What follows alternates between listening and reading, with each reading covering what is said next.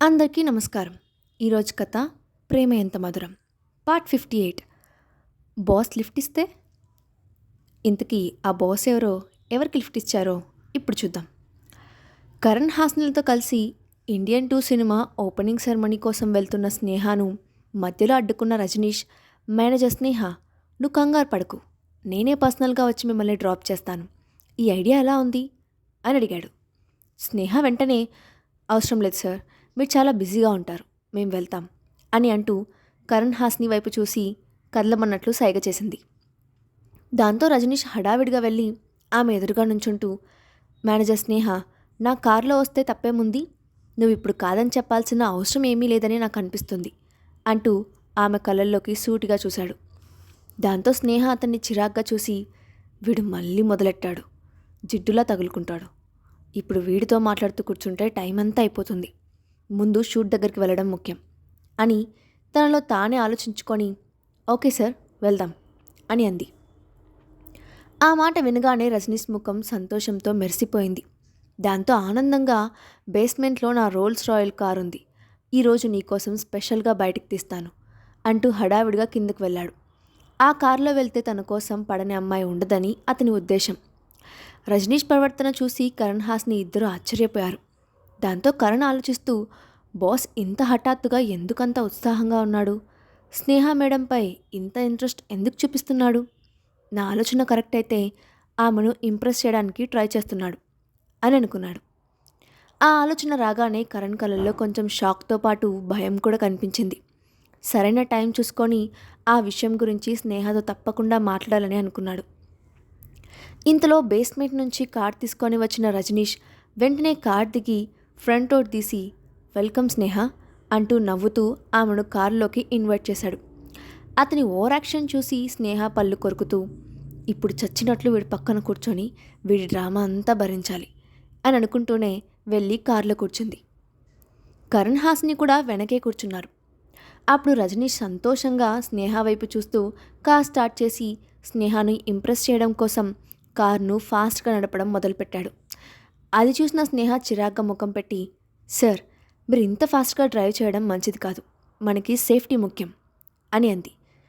అది విన్న రజనీష్ గర్వంగా, డోంట్ వరీ స్నేహ, నా కార్ లిమిటెడ్ ఎడిషన్, దీన్ని దూరం నుంచి చూసినా ఎవరైనా సరే పక్కకు తప్పుకొని దారి ఇవ్వాల్సిందే, నా కార్తో ఢీకొంటే అది ఎదుట వచ్చేవాడికే ప్రమాదం అని నవ్వుతూ చెప్పాడు. స్నేహ అతని మాటల్లో అహంకారాన్ని చూసి విసుగ్గా మొహం తిప్పుకుంది. కానీ డ్రైవ్ చేస్తున్న రజనీష్ మాత్రం పక్కనే ఉన్న స్నేహ అందాన్ని ఓరకంట గమనిస్తున్నాడు. ఆమె వేసుకున్న టైట్ సూట్లో స్నేహ ఫిజిక్ను చూసి చొంగ కార్చకుండా ఉండలేకపోయాడు.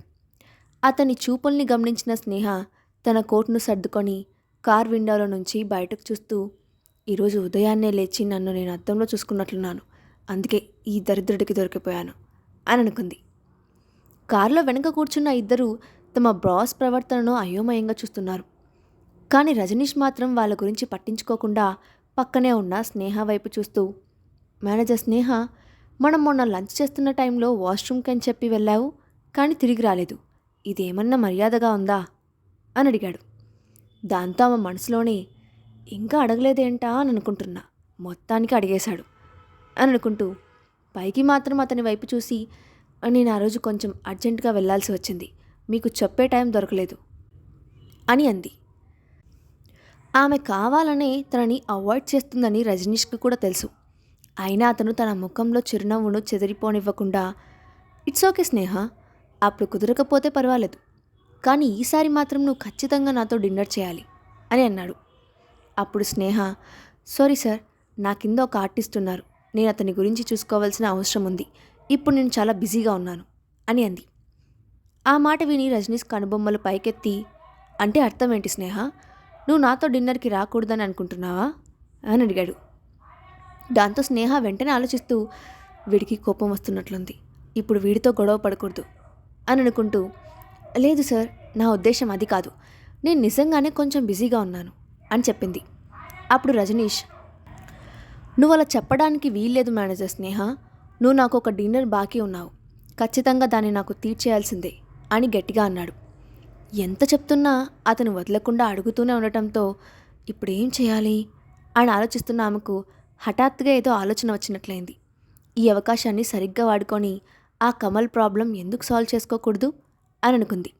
దాంతో ఆమె నెమ్మదిగా, మీకు డిన్నర్ ట్రీట్ ఇవ్వడం పెద్ద విషయం కాదు సార్, కానీ దీనికి బదులుగా నేను మిమ్మల్ని ఒక హెల్ప్ అడగొచ్చా అని అంది. ఆ మాటకు రజనీ ఉత్సాహంగా, నీకేం హెల్ప్ కావాలని అడుగు స్నేహ, చిటికలో చేసేస్తాను అని అన్నాడు. అప్పుడు స్నేహ, ఏం లేదు సార్, మేనేజర్ కమల్ని దయచేసి నా ఆర్టిస్ట్ విషయంలో జోక్యం చేసుకోవద్దని చెప్పండి. అతను ప్రతిసారి కరణ్ను టార్గెట్ చేసి ట్రబుల్స్ క్రియేట్ చేయాలని చూస్తున్నాడు అని అంది. కమల్కి డైరెక్ట్గా రజనీష్ చేత వార్నింగ్ ఇస్తేనే కానీ అతను మరోసారి కరణ్ జోలికి రాకుండా ఉంటాడని ఆమె అనుకుంది. అందుకే ఈ విషయంలో రజనీష్ని ఉపయోగించుకోవాలనుకొని ఆ విషయం అతని దృష్టికి తీసుకువచ్చింది. ఆ మాటకు రజనీష్ ఆమె వైపు ఏమీ తెలియనట్లు అమాయకంగా చూస్తూ, కమల్నా, అతనేం చేశాడు అని అడిగాడు. అప్పుడు స్నేహ మాట్లాడుతూ, అతను కరణ్కి రావాల్సిన క్యారవాన్ ఆపేశాడు. అందువల్ల కరణ్ ఎంత ఇబ్బంది పడాల్సి వస్తుందో మీరు కూడా చూస్తున్నారు కదా అని అంది. ఓకే స్నేహ, ఇక నువ్వు దాని గురించి మర్చిపో. నేను తిరిగి వచ్చాక ఆ కమల్ సంగతి చూస్తాను. అలాగే ఫ్యూచర్లో కూడా నీకేదైనా ప్రాబ్లం ఉంటే వెంటనే నాకు ఇన్ఫామ్ చేయి, నేను ఖచ్చితంగా నీకు హెల్ప్ చేస్తాను అని అంటూ మెల్లగా స్నేహ చేతిపై తన చేతిని తాకించాడు. స్నేహ వెంటనే తన చేతిని వెనక్కి లాక్కొని కళ్ళు పెద్దవిగా చేసి అతని వైపు కోపంగా చూస్తూ కోల్డ్ వార్నింగ్ ఇస్తూనే, థ్యాంక్స్ సార్ అని అంది. రజనీష్కి ఆమె ప్రవర్తన కోపం తెప్పించింది.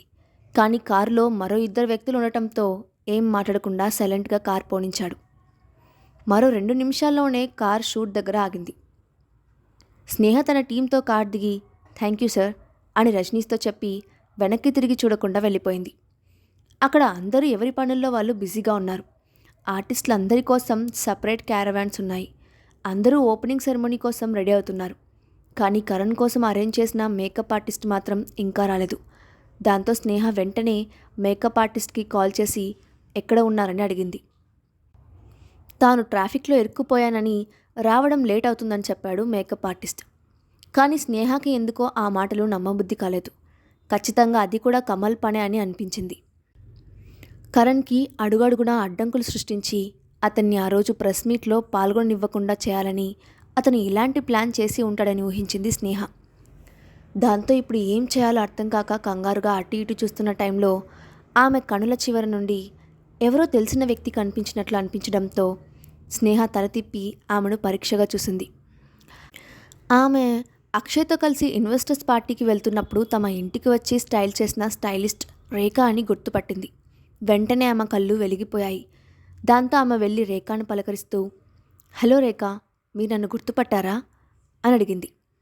ఆమెను చూసిన రేఖ ఆశ్చర్యపోతూ, నేనెలా మర్చిపోతాను మేడం, మీరు అక్షయ్ గారి వైఫ్ కదా, నేను అక్షయ్ గారికి పర్సనల్ స్టైలిస్ట్గా కూడా పనిచేస్తున్నాను, మీరు నాకు బాగా గుర్తు అని చెప్పింది.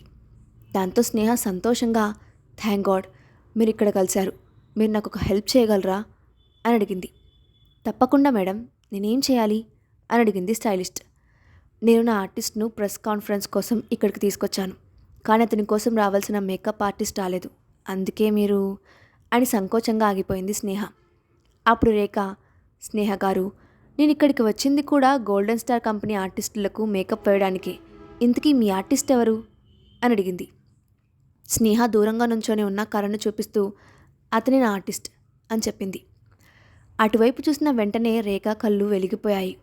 దాంతో ఆమె, కరణ్ గారు మీ ఆర్టిస్టా అని ఆశ్చర్యంగా అడిగింది. అవును అని తలూపింది స్నేహ. దాంతో ఆమె వెంటనే ఆనందంగా, అయితే మీరు ఇంకా దేనికోసం వెయిట్ చేస్తున్నారు మేడం, త్వరగా అతన్ని నా దగ్గరికి తీసుకురండి, తప్పకుండా ఈరోజు కరణ్ గారికి ఒక మంచి లుక్ ఇస్తాను అని కాన్ఫిడెంట్గా చెప్పింది. దాంతో స్నేహ కరణ్ను పిలిచి అతన్ని రేఖకి పరిచయం చేసి, కరణ్, నువ్వు ఆమెతో వెళ్ళు, ఈరోజు ఈమె నీకు స్టైలింగ్ చేస్తుంది అని చెప్పింది. అప్పుడు రేఖ, మీరేం కంగారు పడకండి కరణ్ గారు, ఈరోజు ప్రెస్ మీట్లో స్పెషల్ అట్రాక్షన్ మీరే అవుతారు, నాతో రండి అంటూ అతన్ని మేకప్ వ్యాన్లోకి తీసుకువెళ్ళింది. అరగంట గడిచేసరికి మేకప్ వ్యాన్ డోర్ ఓపెన్ అయ్యి అందులో నుండి కరణ్ కిందకి దిగాడు. డార్క్ బ్లూ కలర్ సూట్లో పర్ఫెక్ట్ మ్యాన్లీ లుక్తో దానికి తగ్గ హెయిర్ స్టైల్తో వచ్చిన కరణ్ చూసి స్నేహ సంతృప్తిగా నవ్వింది. అక్కడే ఉన్న హాస్ని నోరు తెరుచుకొని కరణ్ వైపే చూస్తూ, కరణ్ సార్, మీరు ఈరోజు చాలా హ్యాండ్సమ్గా కనిపిస్తున్నారు, హడావిడిగా తన మనసులో మాటను బయటకు చెప్పేసి వెంటనే నాలుగు ఖర్చుకుంది. కరణ్ వెనకే బయటకు వచ్చిన రేఖాను చూసి థ్యాంక్ యూ సో మచ్ అని చెప్పింది స్నేహ. మీరు థ్యాంక్స్ చెప్పడం ఏంటి మేడం, మీకు ఎప్పుడు ఏ హెల్ప్ చేయడానికైనా నేను రెడీగా ఉంటాను. ఒక ఆర్డర్ వేస్తే చాలు అని నవ్వుతూ అంది రేఖ. ఆ మాటలు విని అక్కడే ఉన్న హాస్ని అనుమానంగా స్నేహ వైపు చూసి ఆర్డర్ వేస్తే చాలా అంటే అర్థం ఏంటి, అసలు స్నేహ మేడం ఈమెకు ఆర్డర్ ఎందుకు వేస్తుంది అని అనుకుంది. ఇంతలో ప్రెస్ కాన్ఫరెన్స్ స్టార్ట్ అవుతుండటంతో ప్రొడక్షన్ టీం వాళ్ళు ఆర్టిస్టులందరినీ స్టేజ్ పైకి రమ్మని పిలిచారు. అప్పటికే అన్ని రకాల మీడియా రిపోర్టర్స్ స్టేజ్ ముందు కూర్చొని ఉన్నారు. దాంతో స్నేహ కరణ్కి ఆల్ ది బెస్ట్ చెప్పి స్టేజ్ పైకి వెళ్ళు, కాన్ఫిడెంట్గా ఉండు అని చెప్పింది. కరణ్ సరేనంటూ తలూపి కూల్గా నడుచుకుంటూ స్టేజ్ పైకి వెళ్ళాడు. కరణ్ రాకతో ఒక్కసారిగా స్టేజ్ రూపురేఖలు మారిపోయాయి. అందరిలోకల్లా అట్రాక్టివ్గా కనిపిస్తూ మెయిన్ లీడ్ అయిన హీరోని కూడా తలదన్నేలా అతను కెమెరాలను ఆకర్షించాడు. యాక్టర్స్ అందరూ స్టేజ్ పైకి రావడంతో చివరిగా డైరెక్టర్ అనిల్ కూడా వచ్చాడు. అతను ఆర్టిస్టులందరినీ షేక్ హ్యాండ్ ఇస్తూ పలకరించి కరణ్ను చూడగానే నవ్వుతూ ఆత్మీయంగా హక్ చేసుకొని ఎలా ఉన్నావు మిస్టర్ కరణ్ అని అడిగాడు. ఫైన్ సార్, థ్యాంక్ యూ నవ్వుతూ అన్నాడు కరణ్. ఆ దృశ్యాన్ని అక్కడున్న రిపోర్టర్స్ తమ కెమెరాల్లో బంధించారు. కొంతమంది అత్యుత్సాహంతో వాటిని అప్పుడే సోషల్ మీడియాలో కూడా పోస్ట్ చేశారు. ఇంతలో ప్రెస్ కాన్ఫరెన్స్ స్టార్ట్ అయింది. డైరెక్టర్ అనిల్ ఆర్టిస్టులందరినీ మీడియాకు పరిచయం చేసి వీళ్ళందరితో ఒక అద్భుతమైన సినిమాను క్రియేట్ చేసి మీ ముందుకు తీసుకొస్తానని మాటిస్తున్నాను అని చెప్పాడు. ఆ తర్వాత రిపోర్టర్స్ అందరూ ఒక్కొక్కరిని ప్రశ్నలు అడుగుతూ వాళ్ళకు కావాల్సిన ఇన్ఫర్మేషన్ రాబట్టారు. ప్రెస్ కాన్ఫరెన్స్ మొత్తాన్ని కొన్ని ఛానల్స్ లైవ్ టెలికాస్ట్ చేశాయి. దానితో పాటే సోషల్ మీడియాలో కూడా అప్పుడే కాస్ట్ అండ్ క్రూ గురించి డిస్కషన్స్ కూడా స్టార్ట్ అయ్యాయి. ఎక్కువ మంది కరణ్ను మెచ్చుకున్నారు. అతను తప్పకుండా ఈ సినిమాతో టాప్ హీరో అయిపోతాడని కామెంట్ చేశారు. కొంతమంది ఇండియన్ 2 టీమ్కి ఆల్ ది బెస్ట్ చెప్పారు. మొత్తానికి ఓపెనింగ్ పూర్తయ్యేటప్పటికీ ఇంటర్నెట్లో అందరూ కరణ్కి పాజిటివ్ కామెంట్స్ని ఇవ్వడం చూసిన స్నేహకు తమ శ్రమ వృధా కాలేదని అనిపించింది. ఇన్ని రోజుల పాటు కరణ్ చేసిన ప్రాక్టీస్ వల్ల అతనిలో వచ్చిన అద్భుతమైన మార్పు ఈరోజు కెమెరా ముందు కనిపించిందని అనుకుంది. అదే టైంలో ఇంటర్నెట్లో వస్తున్న న్యూస్ చెక్ చేస్తున్నాడు కమల్. అందమైన కరణ్ ముఖాన్ని స్క్రీన్పై చూసినప్పుడు అతన్ని ఎలాగైనా తన వాణ్ణి చేసుకోవాలనే కోరిక అతని కళ్ళల్లో స్పష్టంగా కనపడుతోంది. స్నేహ మధ్యలో రాకపోయి ఉండింటే అతని పాటికి తన వాడైపోయి ఉంటాడని అనుకున్న కమల్కి స్నేహపై విపరీతమైన కోపం వచ్చింది. అప్పుడే అతని క్యాబిన్లోకి వచ్చాడు హరీష్. డైరెక్ట్గా లోపలికి వచ్చిన హరీష్ను చూసి కమల్ కొంచెం చిరాగ్గా నువ్వు ఇక్కడేం చేస్తున్నావు అని అడిగాడు. అతని గొంతులో వినిపించిన గరుకుతనానికి హరీష్ కొంచెం భయపడ్డాడు. కానీ ఇంతలో అనుకోకుండా కమల్ ఫోన్ స్క్రీన్పై కరణ్ ఫోటోని చూశాడు. దాంతో హరీష్ ముఖం అసూయతో రగిలిపోయింది. కానీ అతను దాన్ని కనపడనివ్వకుండా కమల్ వైపు చూసి ఈ మధ్య నాకు ఒక్క అవకాశం కూడా రావడం లేదు, ఇక నాకు వర్క్ దొరుకుతుందని ఆశ కూడా కనిపించడం లేదు అని అన్నాడు.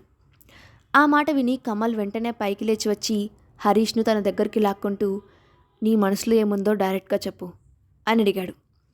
ఆ ప్రశ్న వినగానే హరీష్ కళ్ళల్లో మెరుపుతో అతని వైపు చూస్తూ నిదానంగా ఈ మధ్య భారీ బడ్జెట్తో ఒక కొత్త సినిమా స్టార్ట్ అవుతుందని విన్నాను.